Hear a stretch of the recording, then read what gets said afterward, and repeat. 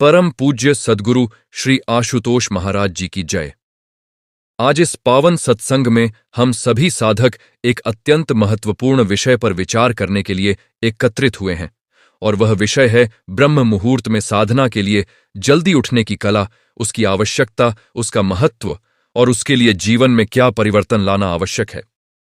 यह विषय सुनने में सरल लग सकता है, परंतु जब हम इसकी गहराई में उतरते हैं तो हमें यह स्पष्ट होता है कि ब्रह्म मुहूर्त में उठकर साधना करना केवल एक दिनचर्या का हिस्सा नहीं है। यह एक आध्यात्मिक संकल्प है, यह एक साधक की सबसे बड़ी परीक्षा है, और यह परम पूज्य महाराज जी के श्री चरणों में की गई सबसे प्रगाढ़ अर्पण है। हमारे शास्त्रों में कहा गया है, ब्राह्मे मुहूर्ते या निद्रा सा निद्रा मृत्यु सन्निभा, अर्थात ब्रह्म मुहूर्त में जो नींद होती है वह मृत्यु के समान है। यह श्लोक केवल शरीर की निद्रा की बात नहीं कर रहा, यह उस आत्मिक मृत्यु की बात कर रहा है जो तब होती है जब साधक उस परम पावन क्षण को खो देता है, जब परमात्मा और उसके बीच की दूरी सबसे कम होती है। रात के 4 बजे से लेकर 6 बजे तक का यह समय, यह वह संधिकाल है जब प्रकृति भी अपनी श्वास रोककर बैठती है, जब तारे भी अपनी अंतिम आभा बिखेरते हैं, जब वायु में सत्व गुण अपने चरम पर होता है। इस समय जो साधक जागकर परम पूज्य महाराज जी की कृपा से प्राप्त ब्रह्म ज्ञान की साधना में बैठता है, उसे जो अनुभव होता है वह दिन के किसी भी अन्य समय में संभव नहीं। यह केवल हमारे कहने की बात नहीं है, यह हजारों वर्षों की आध्यात्मिक परंपरा का अनुभव सिद्ध सत्य है। अब प्रश्न यह उठता है कि जब हम जानते हैं कि ब्रह्म मुहूर्त इतना महत्वपूर्ण है, तो फिर हम उठ क्यों नहीं पाते? और यह प्रश्न हर साधक के मन में कभी न कभी आता है। परम पूज्य महाराज जी ने कितनी बार अपने प्रवचनों में कहा है कि साधना में सबसे बड़ी बाधा बाहर से नहीं आती, वह भीतर से आती है। और ब्रह्म मुहूर्त में न उठ पाना इसी आंतरिक बाधा का सबसे प्रत्यक्ष प्रमाण है। जब अलार्म बजता है और मन कहता है थोड़ी देर और सो लेते हैं, तब उस क्षण में जो शक्ति बोलती है वह हमारी चेतना नहीं है, वह हमारे संस्कार हैं, हमारा अहंकार है, हमारी तमोगुणी प्रकृति है। और इस प्रकृति को जीतना, यही तो साधना का सार है। संत कबीर साहिब ने कहा था, काल करे सो आज कर, आज करे सो अब, पल में प्रलय होएगी, बहुरी करेगा कब। ये दोहा जब हम ब्रह्म मुहूर्त के संदर्भ में सुनते हैं तो इसका अर्थ और भी गहरा हो जाता है। वह पल जो हर रात आता है, ब्रह्म मुहूर्त का वह स्वर्णिम क्षण, वह प्रतीक्षा नहीं करता। यदि आज हमने उसे खो दिया तो वह कल फिर आएगा, परंतु जो साधना आज होनी थी वह कल नहीं होगी। जो संस्कार आज गहरे होने थे वे कल उतने गहरे नहीं होंगे। और इस प्रकार दिन दर दिन, महीने दर महीने साधक पीछे रह जाता है और उसे पता भी नहीं चलता। तो आइए समझते हैं, ब्रह्म मुहूर्त में उठने के लिए हमें क्या करना होगा। और यह समझना केवल बौद्धिक नहीं होना चाहिए, इसे जीवन में उतारना होगा, इसे अपने आचरण का अंग बनाना होगा। सबसे पहली बात, रात को जल्दी सोना। यह सुनने में अत्यंत साधारण बात लगती है, परंतु इसी एक परिवर्तन से ब्रह्म मुहूर्त में उठने की आधी समस्या हल हो जाती है। आज के युग में हम देखते हैं कि मनुष्य रात के 11, 12, 1 बजे तक जागता है, कभी मोबाइल पर, कभी टेलीविजन पर, कभी व्यर्थ की बातचीत में, और फिर सुबह 4 बजे उठने की अपेक्षा करता है। यह संभव नहीं है। शरीर को विश्राम चाहिए, और यदि शरीर को पर्याप्त विश्राम नहीं मिला तो मन स्वतः ही और नींद मांगेगा। इसलिए परम पूज्य महाराज जी के शिष्यों के लिए यह आवश्यक है कि वे रात को 9 से 10 बजे के बीच शयन कर लें। यह समय सारणी केवल शरीर के लिए नहीं, यह साधना की तैयारी का अंग है। दूसरी बात, रात को सोने से पहले जो अंतिम विचार मन में हों वे साधना के हों। परम पूज्य महाराज जी ने सिखाया है कि जैसा बीज बोओगे वैसा वृक्ष उगेगा। यदि रात को सोने से पहले हम अपने सद्गुरु का स्मरण करें, उनके श्रीचरणों में मन को अर्पित करें, मन ही मन प्रार्थना करें कि हे सद्गुरुदेव, कल ब्रह्म मुहूर्त में मुझे जगाइए, मुझे अपनी साधना में बैठने की शक्ति दीजिए, तो यह प्रार्थना व्यर्थ नहीं जाती। गुरु सर्वव्यापी हैं, गुरु सर्वज्ञ हैं, और जब शिष्य सच्चे हृदय से पुकारता है तो गुरु की कृपा शक्ति उसे उठाती है। यह अनुभव कितने ही साधकों ने किया है कि जब उन्होंने सच्चे मन से महाराज जी से प्रार्थना की तो बिना अलार्म के भी ब्रह्म मुहूर्त में उनकी आंख खुल गई। तीसरी बात, रात का भोजन हल्का और समय पर हो। हमारे अर्षियों ने कहा है, भोजनांते विषम वारी। रात को भारी और देर से किया गया भोजन शरीर को तमोगुण में डुबो देता है। जब पेट भारी होगा, जब पाचन क्रिया पूरी रात चलती रहेगी, तो शरीर उस गहरी भारी नींद में डूब जाएगा जिससे ब्रह्म मुहूर्त में उठना लगभग असंभव हो जाता है। इसलिए साधक को चाहिए कि वह रात का भोजन 7 से 8 बजे के बीच कर ले, और वह भोजन सात्विक हो। चना, दाल, सब्जी, रोटी, न कि तामसिक पदार्थ जो मन और शरीर दोनों को जड़ बना दें। चौथी बात, सोने का स्थान और वातावरण। साधक का शयन कक्ष साधना का ही विस्तार है। वहां सद्गुरु का चित्र हो, वहां पवित्रता हो, वहां शांति हो। मोबाइल फोन को रात को दूर रखें। यह छोटी सी आदत ब्रह्म मुहूर्त में उठने में अत्यंत सहायक है। जब मोबाइल पास नहीं होगा तो रात को देर तक जागने का प्रलोभन भी नहीं होगा, और जब सुबह अलार्म बजेगा तो उसे बंद करने के बाद फिर से लेटने की प्रवृत्ति भी कम होगी। अब एक और गहरी बात करते हैं, और यह बात परम पूज्य महाराज जी के उपदेशों का मूल है। ब्रह्म मुहूर्त में उठने की सबसे बड़ी शक्ति बाहरी अनुशासन से नहीं आती, वह आती है भीतरी प्रेरणा से। और यह प्रेरणा तब जागती है जब साधक को साधना का स्वाद मिलता है। जिस साधक ने एक बार भी ब्रह्म मुहूर्त में उठकर ब्रह्म ज्ञान की साधना की है, जिसने उस अनुभव को जिया है जब भीतर से प्रकाश उठता है, जब भीतर से एक असीम शांति का प्रवाह होता है, वह साधक फिर उस अनुभव को खोना नहीं चाहता। वह जानता है कि यह जगत की कोई भी सुख सुविधा, यह रजाई की गर्मी, यह नींद का आलिंगन, उस आनंद के सामने कुछ नहीं है जो साधना में मिलता है। इसीलिए परम पूज्य महाराज जी ने बारंबार कहा है, पहले ब्रह्म ज्ञान लो। ब्रह्म ज्ञान के बिना साधना नहीं होती, और साधना के बिना ब्रह्म मुहूर्त का वह अनुभव नहीं होता जो साधक को भीतर से जोड़ता है। जो साधक अभी तक ब्रह्म ज्ञान से वंचित हैं, उनके लिए ब्रह्म मुहूर्त केवल एक कठोर नियम है, एक बोझ है। परंतु जिसे ब्रह्म ज्ञान मिल गया, जिसने उस दिव्य प्रकाश को भीतर जाना है, उसके लिए ब्रह्म मुहूर्त एक उत्सव है, एक प्रेमी की मिलन वेला है। जैसे मीराबाई कहती थीं, मेरे तो गिरिधर गोपाल दूसरो न कोई। उसी भाव से जब साधक अपने सद्गुरु से जुड़ता है तो भोर होने से पहले ही उसकी आंखें खुल जाती हैं, क्योंकि मिलन की प्रतीक्षा में नींद कहां टिकती है। आइए थोड़ा और गहरे जाएं। ब्रह्म मुहूर्त में उठने के लिए एक और आवश्यक तत्व है संकल्प। और यह संकल्प केवल मन का नहीं बल्कि आत्मा का होना चाहिए। परम पूज्य महाराज जी ने बताया है कि जब हम संकल्प लेते हैं तो वह संकल्प हमारे चित्त में एक संस्कार बन जाता है, और यह संस्कार धीरे धीरे हमारी प्रकृति को बदलता है। पहले दिन उठना कठिन लगेगा, बिल्कुल कठिन लगेगा, दूसरे दिन भी, तीसरे दिन भी। परंतु यदि साधक हार नहीं मानता, यदि वह प्रतिदिन उठने का संकल्प दोहराता है, तो 21 दिनों में या कुछ सप्ताहों में यह ब्रह्म मुहूर्त में जागना उसकी प्रकृति का हिस्सा बन जाता है। शरीर स्वयं उस समय जागने लगता है। और यह कोई चमत्कार नहीं, यह संस्कारों की शक्ति है, यह अभ्यास की महिमा है। गोस्वामी तुलसीदास जी ने श्री रामचरितमानस में लिखा, बिनु सत्संग विवेक न होई। और हम आज यहां इस सत्संग में इसीलिए एकत्रित हैं ताकि यह विवेक जागे, ताकि यह समझ गहरी हो कि जो समय हम रात के अंधेरे में व्यर्थ बिताते हैं, जो नींद के वे घंटे हम आवश्यकता से अधिक लेते हैं, वे हमारे साधना के घंटे हैं, वे हमारे परमात्मा से मिलन के घंटे हैं। और जब हम इन्हें खोते हैं तो हम केवल नींद नहीं खोते, हम अपने जीवन का सबसे मूल्यवान अवसर खोते हैं। अब एक व्यावहारिक बात, ब्रह्म मुहूर्त में उठने के बाद क्या करें, यह भी स्पष्ट होना चाहिए। क्योंकि कई बार साधक उठ तो जाता है परंतु फिर भटकता रहता है, पानी पीता है, इधर उधर बैठता है और धीरे धीरे फिर लेट जाता है। इसलिए उठते ही, सबसे पहले उठते ही बिना एक पल गंवाए सद्गुरु का स्मरण करें, उनके श्रीचरणों में मन को अर्पित करें। फिर शीतल जल से मुंह धोएं, यह तंद्रा को तुरंत दूर करता है। फिर अपने साधना स्थल पर बैठ जाएं।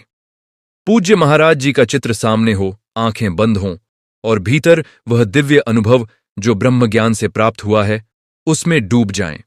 यह समय वाद विवाद का नहीं, यह समय सोच विचार का नहीं, यह समय केवल और केवल अनुभव का है, भीतर उतरने का है। यहां एक और बात कहना आवश्यक है कि ब्रह्म मुहूर्त में साधना का वातावरण बनाने में परिवार का सहयोग भी आवश्यक है। यदि घर में सभी रात को देर तक जागते हों, यदि घर में शोर और उथल पुथल का वातावरण हो, तो साधक के लिए जल्दी सोना और जल्दी उठना कठिन हो जाता है। इसलिए साधक को अपने परिवार को भी इस दिशा में प्रेरित करना चाहिए, प्रेम से, आग्रह से, उदाहरण से। जब घर का एक सदस्य ब्रह्म मुहूर्त में उठकर साधना करता है, तो धीरे धीरे उस घर का वातावरण ही बदल जाता है। परम पूज्य महाराज जी ने कहा है, एक दीपक से 1000 दीपक जलते हैं। जो साधक स्वयं जागता है, वह अपने परिवार को भी जगाने की शक्ति रखता है। एक और महत्वपूर्ण पहलू है रथु के अनुसार अभ्यास। शीतकाल में ब्रह्म मुहूर्त में उठना अधिक कठिन लगता है। ठंड होती है, रजाई छोड़ने का मन नहीं करता, परंतु यही तो परीक्षा की घड़ी है। संत जन कहते हैं, जो साधक शीतकाल में ब्रह्म मुहूर्त की साधना नहीं छोड़ता, उसका संकल्प सच्चा है। इसके लिए रात को सोते समय गर्म वस्त्र पास में रख लें, ताकि उठते ही तुरंत ओढ़ सकें। साधना स्थल पर हल्की गर्मी की व्यवस्था हो। ये छोटी छोटी तैयारियां ब्रह्म मुहूर्त में उठने को सुगम बनाती हैं। अब हम एक और गहरे प्रश्न पर विचार करते हैं, और वह यह कि क्या ब्रह्म मुहूर्त में उठना केवल साधना के लिए आवश्यक है या इसके अन्य लाभ भी हैं? तो इसका उत्तर यह है कि ब्रह्म मुहूर्त का प्रभाव केवल आत्मा पर नहीं पड़ता, यह मन पर पड़ता है, बुद्धि पर पड़ता है, शरीर पर पड़ता है। आयुर्वेद में कहा गया है कि ब्रह्म मुहूर्त में उठने वाले व्यक्ति की बुद्धि तीव्र होती है, स्मरण शक्ति प्रखर होती है, शरीर में ऊर्जा का संचार होता है। आधुनिक विज्ञान भी यह मानता है कि भोर के समय का वातावरण प्राणवायु से भरपूर होता है और इस समय किया गया श्वास अभ्यास शरीर को असाधारण लाभ पहुंचाता है। परंतु साधक के लिए इन सभी लाभों से बढ़कर एक लाभ है, और वह है परम पूज्य महाराज जी की कृपा का विशेष अनुभव। जो साधना ब्रह्म मुहूर्त में होती है, उसमें गुरु कृपा का प्रवाह अधिक होता है। यह अनुभव की बात है, शास्त्र की बात है, और परम पूज्य महाराज जी के अपने उपदेशों की बात है। परम पूज्य महाराज जी ने एक बार कहा था, साधक को चाहिए कि वह सद्गुरु से यह प्रार्थना करे कि हे गुरुदेव, मेरी साधना की रक्षा करो, मेरे संकल्प को दृढ़ करो, मुझे उस आलस्य से बचाओ जो मुझे ब्रह्म मुहूर्त में सोए रखता है। और जब यह प्रार्थना सच्ची होती है, जब यह केवल शब्दों में नहीं बल्कि आत्मा की गहराई से निकलती है, तो सद्गुरु की कृपा उसे अवश्य उठाती है। यह हमारा अनुभव है। हम जो यहां आपके सामने खड़े हैं, हम भी साधक हैं, हम भी गुरु कृपा के पात्र हैं, और हमने भी जाना है कि जब भीतर से पुकार उठती है तो गुरु का हाथ अवश्य थामता है। सूरदास जी ने गाया था, प्रभु मेरे अवगुण चित्त न धरो। यह भाव जब साधक के मन में होता है, यह भाव कि मैं अपूर्ण हूं, मैं कमजोर हूं, मैंने बहुत बार ब्रह्म मुहूर्त को खोया है, बहुत बार संकल्प तोड़ा है, परंतु हे सद्गुरु, आप मेरी इन कमजोरियों को देखते हुए भी मुझे अपनाइए, मुझे उठाइए, तो यह आत्मसमर्पण ही सबसे बड़ी साधना है। सद्गुरु उस साधक को सबसे पहले उठाते हैं जो कहता है, मैं उठ नहीं सकता, मेरे में शक्ति नहीं, आप ही उठाइए। क्योंकि यही भाव गुरु शिष्य परंपरा का मूल है। और अंत में एक बात जो सबसे महत्वपूर्ण है, ब्रह्म मुहूर्त में उठकर साधना करना एक आदत नहीं बननी चाहिए। यदि यह केवल आदत बन गई, केवल यांत्रिक रूप से उठना, आंखें बंद करके बैठना और फिर उठ जाना, तो इसका वह फल नहीं मिलेगा जो एक सजग, सचेत, प्रेमपूर्ण साधना से मिलता है। ब्रह्म मुहूर्त में जब आप उठें तो यह अनुभव करें कि यह मिलन का समय है। जैसे प्रेमी अपने प्रिय से मिलने के लिए व्याकुल होता है, वैसे ही यह व्याकुलता होनी चाहिए। परम पूज्य महाराज जी की उपस्थिति को भीतर अनुभव करें, उनकी कृपा शक्ति को महसूस करें, और फिर देखें कि साधना में कैसा गहरा उतार होता है। यह ब्रह्म मुहूर्त केवल समय का एक टुकड़ा नहीं, यह वह द्वार है जिसे खोलकर साधक उस असीम में प्रवेश करता है जहां समय नहीं, जहां दूरी नहीं, जहां केवल परमात्मा और शिष्य का वह अटूट संबंध है जिसे सद्गुरु ने ब्रह्म ज्ञान के द्वारा जोड़ा है। परम पूज्य सद्गुरु श्री आशुतोष महाराज जी की जय हो। परम पूज्य सद्गुरु श्री आशुतोष महाराज जी की जय हो। साधना के इस पवित्र प्रसंग को आगे बढ़ाते हुए हम एक और अत्यंत सूक्ष्म और महत्वपूर्ण पहलू पर विचार करना चाहते हैं, और वह यह है कि ब्रह्म मुहूर्त में उठने की बाधाएं केवल बाहरी नहीं हैं।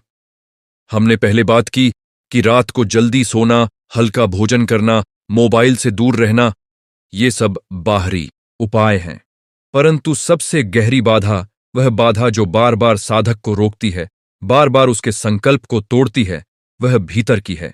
और उस भीतरी बाधा का नाम है मन की अस्थिरता, वासनाओं का बोझ और संसार के प्रति अत्यधिक आसक्ति। जब रात को हम सोते हैं तो हमारा मन उन सभी विचारों को साथ लेकर सोता है जो हमने दिन भर संग्रहित किए होते हैं। यदि दिन भर हमने संसार की चिंताओं में, व्यापार में, परिवार की उलझनों में, सोशल मीडिया के शोर में अपना मन डुबोए रखा, तो वही मन जब रात को सोएगा तो उन्हीं संस्कारों से भारी होगा। और जब ब्रह्म मुहूर्त में अलार्म बजेगा तो वह भारा हुआ मन कहेगा, अभी नहीं, थोड़ी देर और। यह थोड़ी देर और यही माया का सबसे प्रिय वाक्य है। माया इसी एक वाक्य से कितने साधकों को वर्षों तक उलझाए रखती है। परम पूज्य महाराज जी ने कहा है, माया प्रत्यक्ष नहीं आती, वह हमारे अपने मन के माध्यम से आती है। और इसीलिए मन को साधना ही आध्यात्मिक जीवन की सबसे बड़ी चुनौती है। तो इसका उपाय क्या है? उपाय यह है कि दिन को भी साधनामय बनाया जाए। केवल ब्रह्म मुहूर्त की साधना को अलग करके नहीं देखा जा सकता, वह पूरे दिन की जीवन शैली का परिणाम है। यदि दिन भर हम सात्विक विचारों में रहे, यदि दिन भर हमने सद्गुरु का स्मरण किया, यदि दिन भर हमने व्यर्थ के विवादों से, व्यर्थ के मनोरंजन से, व्यर्थ की संगति से अपने को बचाए रखा, तो रात को मन हल्का होगा, शुद्ध होगा और ब्रह्म मुहूर्त में उठना स्वाभाविक हो जाएगा। संतजन इसीलिए कहते थे, साधु संगति कीजिए। सत्संग केवल यहां एकत्रित होना नहीं है, सत्संग एक जीवन शैली है। जब हम दिन भर सत्संग की भावना में रहते हैं, तब ब्रह्म मुहूर्त में उठना एक सहज घटना बन जाती है। अब एक और बात जो अनेक साधकों के मन में होती है, वह यह कि हम कोशिश करते हैं परंतु उठ नहीं पाते। हम अलार्म लगाते हैं परंतु वह बंद करके फिर सो जाते हैं। हम संकल्प लेते हैं परंतु संकल्प टूट जाता है। तो ऐसे साधकों से हम यह कहना चाहते हैं, निराश मत होइए। परम पूज्य महाराज जी ने कहा है कि जो गिरता है और फिर उठता है वह साधक है। जो कभी गिरता ही नहीं, वह या तो संत है या उसने साधना शुरू ही नहीं की। गिरना और उठना साधना का अंग है, परंतु जो महत्वपूर्ण है वह यह है कि गिरने के बाद निराश होकर बैठ मत जाइए। उसी दिन शाम को फिर संकल्प लीजिए, फिर सद्गुरु से प्रार्थना कीजिए, हे महाराज जी, आज मैं उठ नहीं पाया, परंतु कल मुझे उठाइए। और यह प्रार्थना कभी व्यर्थ नहीं जाती। एक साधक की दिनचर्या में एक और महत्वपूर्ण तत्व है, और वह है सायंकालीन साधना। बहुत से साधक केवल ब्रह्म मुहूर्त की साधना को ही पर्याप्त मानते हैं, परंतु जो साधक सायंकाल में भी, संध्या की बेला में कुछ समय सद्गुरु के ध्यान में बिताता है, उसकी रात अधिक शांत होती है, उसका मन अधिक स्थिर होता है और ब्रह्म मुहूर्त में उठना उसके लिए अधिक सुगम हो जाता है।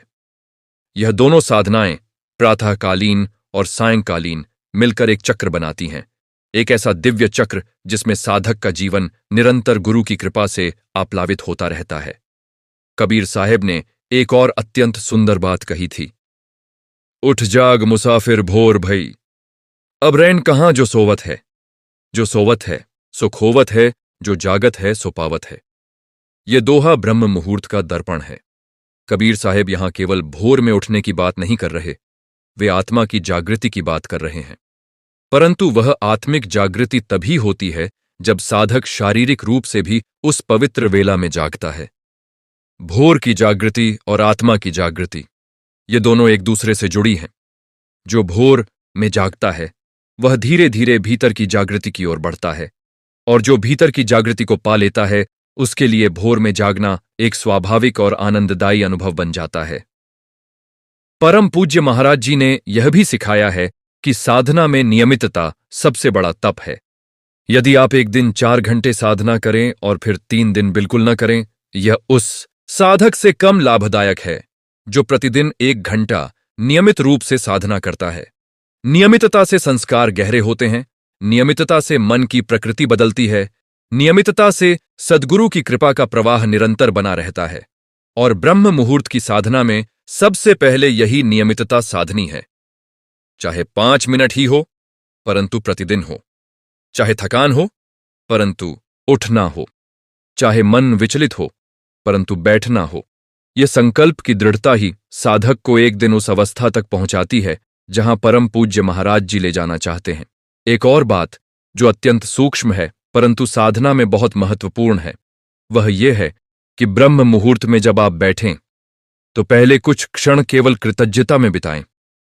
सद्गुरु के प्रति कृतज्ञता कि उन्होंने मुझे यह मनुष्य जीवन दिया, ब्रह्म ज्ञान दिया, साधना का मार्ग दिखाया।